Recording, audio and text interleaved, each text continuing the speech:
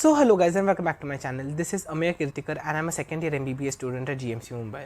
So I frequently get asked कि मुझे NEET repeat करनी चाहिए कि नहीं करनी चाहिए. बहुत लोग मेरे कमेंट्स में मेरे DMs में क्वेश्चंस छोड़ जाते हैं, उनका स्कोर डालते हैं एंड पूछते हैं कि मुझे नीट रिपीट करनी चाहिए कि नहीं करनी चाहिए, वरना अगर मैं अभी से प्रिपरेशन करना स्टार्ट करूँ तो मुझे कितने मार्क्स मिल सकते हैं या मुझे और एक ड्रॉप लेकर करना चाहिए prepare. So I thought like why not make a video about this whole concept कि should you be repeating NEET. So in this whole video, I'll be giving you 3 easy steps with which you can analyze that whether you should really be repeating NEET, and you'll surely get your answer with these 3 easy steps.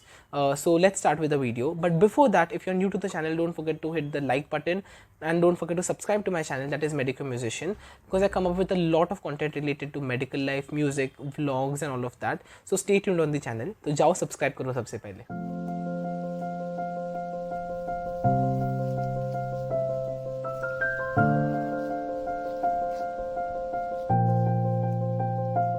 So the first important thing to know कि तुम्हें NEET repeat करनी है कि नहीं is your dream और your goal. कि देखो कैसे होती है बात कि नीट एग्ज़ाम सिर्फ MBBS के एडमिशन्स के लिए नहीं बनी गई है. It is a common entrance exam for various medical courses. So it is also there for BPTH, it is also there for BAMS, it is also there for BDS, BHMS. After that you have Unani medicine, after that you have nursing, after that you have pharmacy. There are so many courses what you can get with just one exam. तो वही बात हुई है कि अगर तुम्हारा age criteria consider करते वक्त अगर तुम्हें इतना ज़्यादा इंटरेस्ट नहीं है MBBS में, और else you feel that MBBS is a too long course और you are having second thoughts about that, then you should really consider these courses what I enumerated अगर तुम्हें मेडिकल के रिलेटेड कुछ करना है. एंड उससे भी ज़्यादा अगर तुम्हें कोई और चीज़ में इंटरेस्ट है तो तुम्हें नीट के लिए सेकेंड अटैम्प्ट ड्रॉप नहीं लेना चाहिए.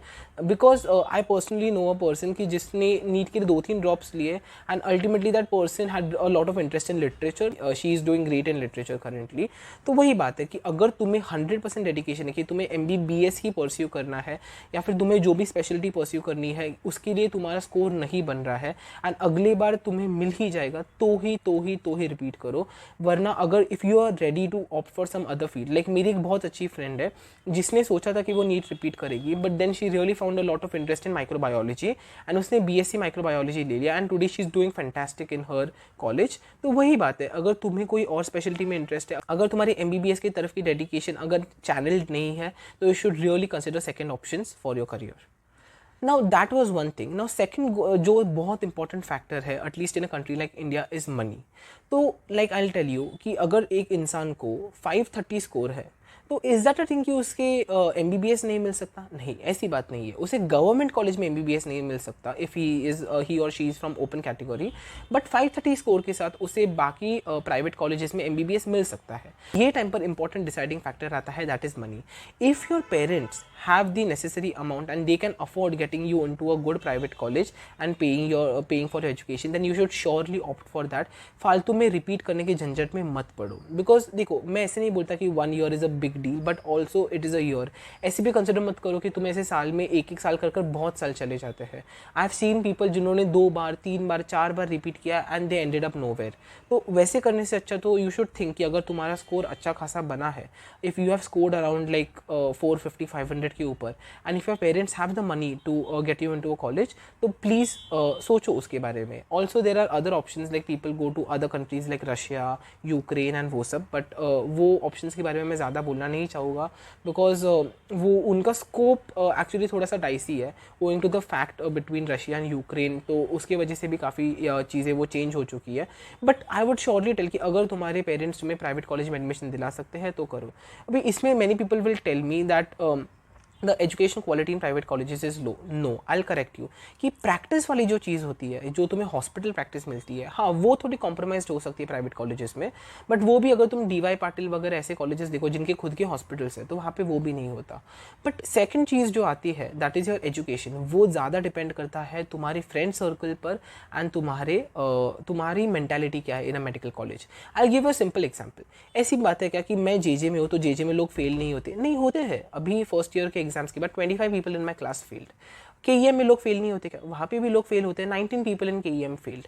एम्स दिल्ली में लोग फेल नहीं होते क्या? नहीं। तो ऐसी बात नहीं है। कौन से कॉलेज से ज़्यादा भी ये डिपेंड करता है कि तुम कितने गोल ओरिएंटेड हो एंड तुम कितने ज़्यादा तुम्हारे करियर को लेकर सीरियस हो। देखो, if you go into MBBS and if you start taking things very casually, then of course you are not going to do well in your career. Of course you need to take things seriously even after you get into MBBS, because MBBS is not the end.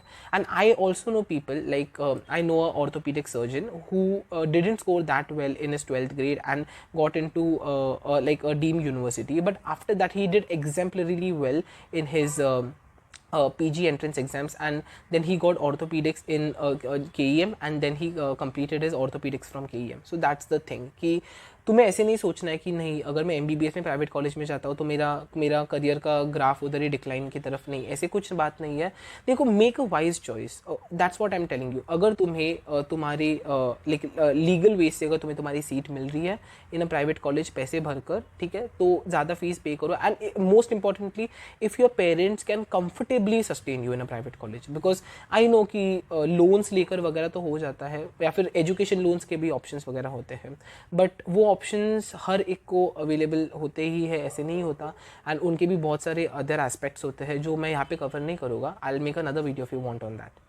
Now the third factor, कि अगर तुम इन दोनों factors का भी answer अगर तुम्हें मिल रहा है कि नहीं, I have to repeat to get into MBBS and my parents can not afford getting me into a private college, then the third important factor is कि ये साल तुम कितनी डेडिकेशन दिखाओगे।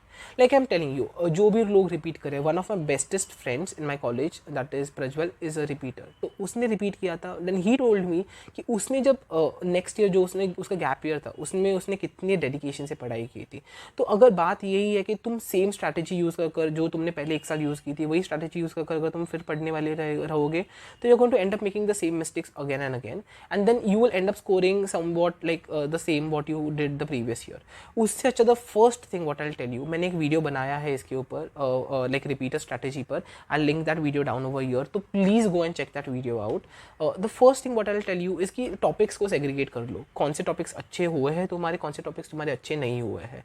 अगर तुम्हारे टॉपिक्स अगर लाइक फॉर एग्जाम्पल मैं मेरा एग्जाम्पल लेता हूँ, अगर मेरा बायोलॉजी अच्छा है, मेरा फिजिक्स थोड़ा कच्चा है, और मेरा केमिस्ट्री में ऐसा है कि मेरा ऑर्गेनिक अच्छा है बट मेरा इनऑर्गेनिक और फिजिकल वीक है, तो I will this time dedicate more time towards organic physical and my physics, sorry inorganic physical and my physics in the first 3 to 4 months of my repeat year. उसके बाद मैं last के 3 months तो कम से कम practice करूँगा, papers ही papers करूँगा, and उसके बचे हुए टाइम में मैं बाकी टॉपिक्स को भी थोड़ा थोड़ा रिवाइज करते रहूँगा। तो make a very wise strategy, because know that कि if you are taking gap it is going to cost everything more. You are taking gap of 1 year in your career. Second thing, you are going to like end up spending more on classes, tuitions, books and all of that. And most importantly यार कि तुम्हें तुम्हारे गोल तक पहुँचने के लिए तुम्हें 1 साल और वेट करना पड़ रहा है। तो you need to be very sure that this time you are going to just focus 100% on your studies, you are not going to repeat the same mistake. मुझे कुछ ऐसे भी कमेंट्स आते हैं कि I have scored 100 marks in my first attempt, तो क्या अगर मैं नेक्स्ट टाइम एग्जाम दूँ तो मैं 650-700 के अराउंड स्कोर कर पाऊँगा। तो I will tell you a simple thing कि there is something like a wise expectation and there is like something like a foolish expectation. मैं एक सिंपल एग्जाम्पल से बताता हूँ। If a person has scored around 400 marks in his first attempt and if that person can not afford a private college and if that person wants to get into a government college, then that person should take a gap and that person should study, and like because 200 marks का gap can be filled। but अगर तुम्हारे basics बहुत ही week है and अगर तुम्हें बिल्कुल भी मतलब कुछ नहीं, मतलब 9-10 स्टैंडर्ड के बेसिक्स भी नहीं आते, तो उधर से अगर तुम्हें कवर करना है तो तुम 10 से 11 महीनों में उतना सिलेबस कवर नहीं कर पाओगे। आई am telling you this on your face. May be this thing will be a bit brutal for certain people, impossible नहीं है, बट वो बोलते हैं ना कि ह्यूमन कैपेसिटी के बियॉन्ड है। लाइक मैं बोलता हूँ एक इंसान दिन में कितना घंटा पढ़ सकता है, चलो एक इंसान पढ़ सकता है 10 घंटा, बट वो 10 घंटा अगर उसके बेसिक्स ही वीक है तो उसको पढ़ाने वाला तो कोई चाहिए। एंड कौन सा इंसान है, कौन से क्लासेस है जो 10-12 घंटा दिन में पढ़ाते हैं। So this is a thing what I would tell you guys. तो ये सारी चीज़ें फिगर आउट करो एंड ऑल्सो तुम्हारा एक टारगेट स्कोर रखो। See I am telling you, सब लोग का टारगेट एम्स दिल्ली नहीं होता। मेरा टारगेट एम्स दिल्ली नहीं था, मेरा टारगेट था कि I want to get into a decent government college in my state and I fulfil that target. तो तुम्हारा टारगेट रख कर चलो। And many people ask me that whether I am a dropper, so no I wasn't a dropper, I cracked my NEET in my first attempt. यही बात है कि please please please drop लेने से पहले इन तीनों पैरामीटर्स को अच्छे से एनालाइज करो and only then think of taking a drop. Because तुम ड्रॉप ले रहे हो तो बहुत सारे फैक्टर्स उससे अफेक्ट होते हैं। ऐसी कोई बात नहीं है, ऑफकोर्स MBBS में आकर तो कोई इतना तुम्हें पूछता नहीं है कि व्हाट्स योर एज एंड तुमने, because there are many people in your class जिन्होंने ड्रॉप लिया था। एंड ऑल्सो मुझे ये भी पूछते कि मेरे क्लास में कितने लोग हैं जिन्होंने ड्रॉप लिया था। तो yes, there are many people जिन्होंने ड्रॉप लिया था। ऑन एन एवरेज 250 में से 70 to 80 लोग तो डेफिनेटली रहेंगे, उससे ज़्यादा रहेंगे कहीं पे कि जिन्होंने ड्रॉप लेकर नीट क्रैक की थी। And I have a lot of respect for जो लोग ड्रॉप लेकर करते हैं, because you know they have the determination to prove the world wrong. तो ये भी एक चीज़ है। ऐसे भी मत सोचो कि नहीं मैं वर्थलेस हूँ, मैं पढ़ नहीं सकता, ऐसा कुछ नहीं। अगर तुम्हारा स्कोर अच्छे से एनालाइज करो, अच्छे से बैठकर सोचो इसके बारे में and make a informed decision. So मुझे लगता है कि ये 3 क्वेश्चंस को अगर तुम आंसर करते हो तो you will get your answer there and there कि whether you should repeat NEET और not. So this was all for today. I hope you all like this video. If you all like this video, please hit the like button and also subscribe to my channel. That is Medico Musician. I come up with a lot of content, vlogs वगैरह and बहुत सारे और podcasts वगैरह wait कर रहे हैं. They are soon going to be out. Till then, see you all in the next video. Take care and bye bye.